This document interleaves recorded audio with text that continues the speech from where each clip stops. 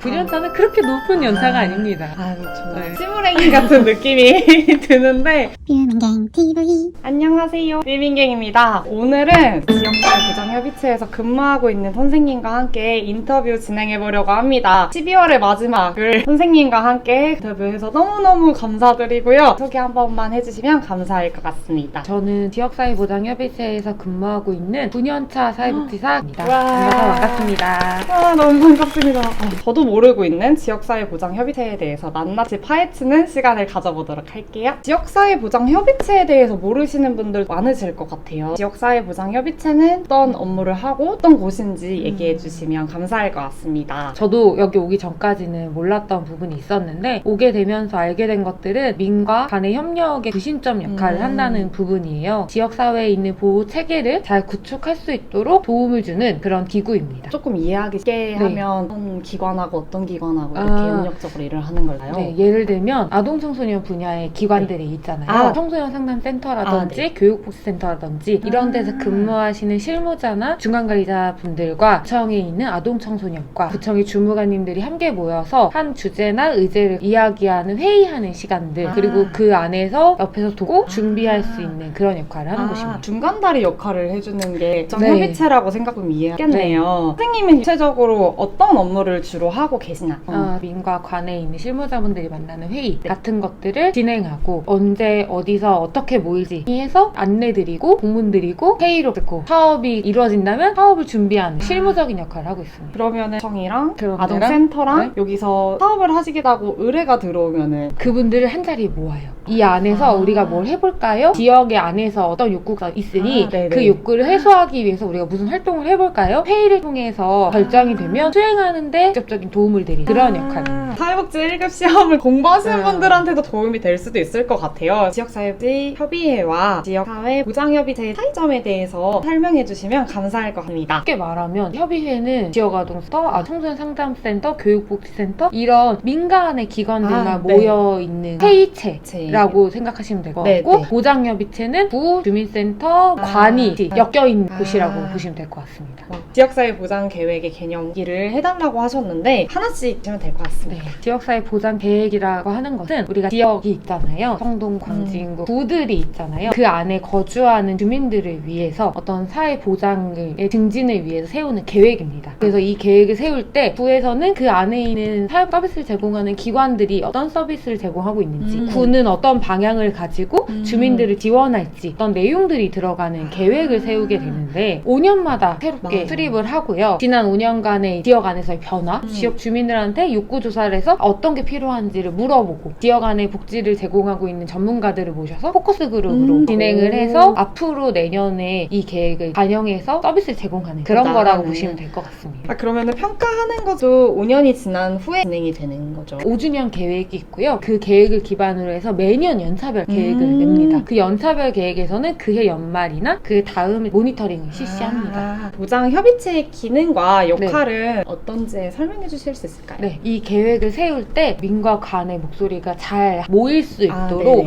그런 의견들을 서로 조율한다거나 전달한다거나 이런 역할도 할 때가 있고요. 지역 안에서 전문가들이 모이고 개최하고 이런 세부적인 손과 발의 역할을 한다고 보시면 될 것 같습니다. 지역 주민들의 욕구를 어떤 식으로 알아갈 수 있어요? 지역 주민 조사를 합니다. 연구팀을 지정해서 그 연구팀이 그 기존 틀을 가지고 조사를 하고요. 지역 주민 공청을 열어서 계획이 나온 것에 대해서 주민들에게 안내도 하고 이제 그런 것들을 진행하는 거죠. 모든 거를 이렇게 아우르고 있는 그런 느낌인 것 같아요. 그런 개념이죠. 취업과 관련된 얘기를 좀 더 자세히 해보도록 해요. 지역사회보장협의체로 취업을 하기 위해서 어떻게 해야 취업할 수 있는지 얘기해 주시면 감사해요. 이거는 구마다 경기도권으로 넘어가면 또 달라지고 편차가 있긴 합니다만 서울에 있는 협의체는 대부분 복지를 통해서 공고가 납니다. 동일하게 이력서 내고 면접 보시고 취업을 하게 되는 그런 루트입니다. 따로 준비를 하거나 그런 거는 없을까요? 그죠. 일단 사회복 자격증이 있으시면 가장 들고요. 그리고 현장을 잘 이해할 수 있는 그런 경험도 있으시면 좋을 것 같고 만약에 경험이 없다고 하더라도 정책적인 부분도 또 같이 다루다 보니까 그런데 관심이 있으시면 더 좋을 것 같긴 합니다. 사회복지 중에서도 정책이나 행동 쪽에 관심이 있는 친구들이 와서 하면 좋겠네요. 선생님은 지역사회보장협의체만 지금 9년차로 일을 하신 건 아닌 걸로 알고 있는데 이직을 진행을 하셨는데 사회보장협의체 어떻게 관심을 가지게 되었는지랑 어떤 부분이 나랑 맞겠다라는 생각이 들어서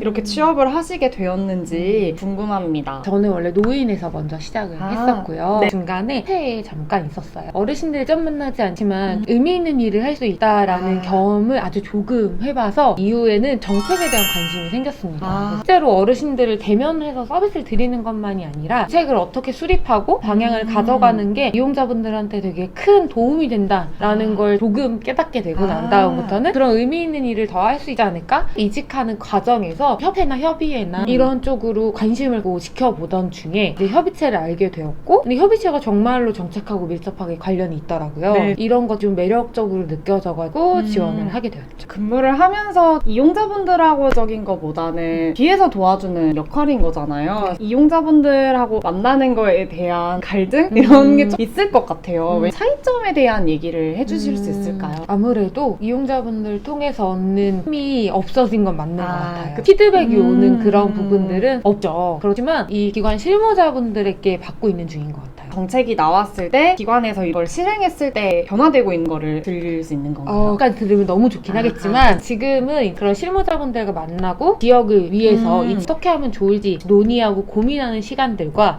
그 안에서 저에게 주어지는 그분들과의 피드백이 저는 그래 내가 이 일을 하면서 이용자분한테 질 높은 서비스가 가는데 공헌을 하고 있다 이런 생각을 들게 하는 것 같습니다. 이용자분들을 만나는 기관이 아니다 보니까 사례 관리가 진행되거나 직접 서비스가 이용되는 거는 전혀 없는 거죠.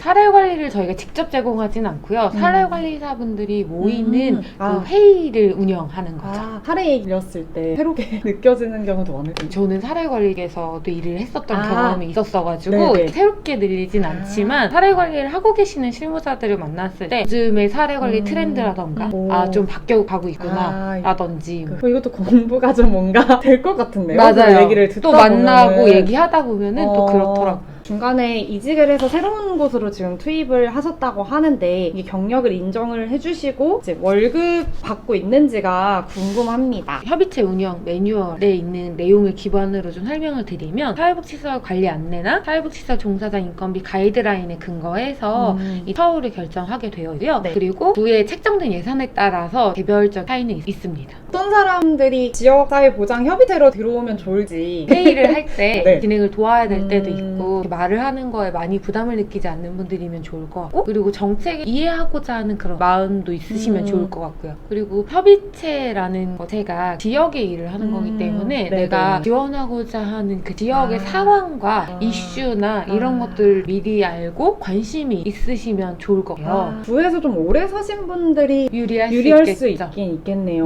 직접 직접 서비스가 아니기 때문에 자원봉사나 실습을 통해서 이 일을 경험해보거나 하기는 어렵겠네요. 최근에 코로나였어가지고 자원봉사는 받지 않고 있는 상황이었고 실습은 저희가 진행하지 않는 기관입니다. 그리고 사회복지가 졸업한 학생들이 바로 이 일을 투입하기는 쉽다라는 생각이 들었거든요. 이제 여기 매뉴얼 보면은 직원의 이제 자격 요건이 좀 구체적으로 나와 있는데요. 특급 자격증을 취득하고 지역사회보장협의체에서 1년 이상 근무한 자라던가 자격증을 취득하고 사회복지 관련 시설, 기관 단체에서 3년 이상 근무한 자, 9급 또는 9급 상당 이상의 공무원으로 3년 이상 사회복지 관련 업무 담당한 자, 지역사회보장협의체가 1, 2와 동등한 자격을 인정하는 자라고 나와 있어서 이 부분을 참고하시면 좋을 것 같습니다. 이 근무지가 정규직으로 계속 오랫동안 한 기관에서 근무를 할 수 있을까요? 운영 안내 매뉴얼에 보면은 보건복지부 쪽에서는 안정적인 추진을 위해서는 근무계약직을 원칙으로 하고 있는데 이게 권고사항이어서 지역마다 좀 차이는 있습니다. 정규직이 아니라 계약직으로 근무 상황이 이루어져 있는 거죠. 네, 맞습니다. 선생님도 1년에 한 번씩 계약을 새로 하는 상황인 거고 갑자기 쫓겨나거나 이럴 일은 전혀 없는 거죠. 그렇죠. 계약직이기 때문에 그렇게 진행되고 있는 것으로 알고 있어요. 항상 제가 얘기를 하는 건데요. 선생님이 앞으로 이걸 준비하시는 사람들한테 한마디 해주시면 감사할 것 같습니다. 사회복지를 내가 왜 해야 되는지에 대한 근본적인 원인, 이유, 목적 이런 것들을 본인 스스로 아는 게 되게 중요하다고 생각을 합니다. 다양한 형태의 형태로 모양으로 음. 이용자를 만나기도 하고 음. 저처럼 간접 서비스를 제공하는 일을 할 때도 있긴 하겠지만 기준점인 내가 사회복지사로 일하는 이유를 모른다면 언제든 번아웃이 올 수 있다고 생각을 해요. 쉽게 소진되지 않기 위해서는 내가 내 스스로 이유를 찾는 것 그게 중요할 것 같습니다. 와, 너무 멋있는 말이네요. 와, 그러니까 이 일을 왜 해야 되는지에 대해서 알고 일하는 게 제일 중요하다라는 걸 얘기해 주셨네요. 저도 몰랐었던 어떤 일을 하는지에 대해서 이번에 알게 되었고, 선생님들도 이번에 사회복지 1급 공부를 하실 때 이 단어가 조금 익숙하게 들리실 수 있을 것 같아요. 그거 말고도 궁금한 사항 있으면 아래에 댓글 남겨주시면 선생님한테 질문하고 답변 드리도록 하겠고요. 이번 영상이 좋으셨다면 좋아요와 구독 버튼 한 번씩만 눌러주세요. 다음 영상에서도 좋은 영상으로 찾아오도록 하겠습니다. 안녕. 이렇게 인터뷰를 하면은 다양한 계열의 사람들과 알아가다 보니까 그 시각 자체가 너무 다 다르신 것 같아요. 그리고 분명히 비슷한 부분도 분명히 있고 아닌 부분도 확실히 있고